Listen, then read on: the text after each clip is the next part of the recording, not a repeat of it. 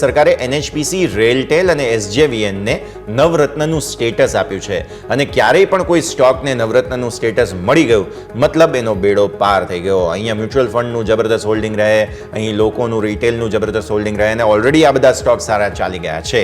3 counters છે, NHPC, RailTel અને SJVN.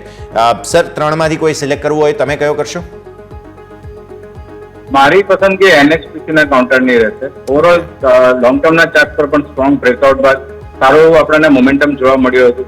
ત્યારબાદ કાઉન્ટરમાં આપણે એક એક્યુમ્યુલેશન ફેઝ જોવા મળ્યો હતો, જ્યાં ઉપરમાં 170 થી લઈને નીચેમાં 94-95 રૂપિયા સુધીની એક રેન્જ ફોર્મેશન જોઈ હતી. તો ઓવરઓલ આપણે એક્યુમ્યુલેશન ફેઝમાં પણ નીચે બોટમ પર અત્યારે ટ્રેડ કરી રહ્યા છે, લગભગ 93 થી 95 ની રેન્જ પાસે.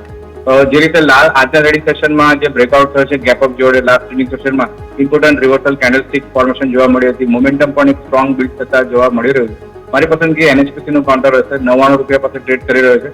લોંગ ઇનિશિએટ કરી શકાય છે. નીચેમાં 90 રૂપિયાના પોઝિશનલ સ્ટોપ લોસ મેન્ટેન રાખવો જોઈએ. ઉપરમાં 116 રૂપિયાના લક્ષ્યાંક એક્સપેક્ટ છે.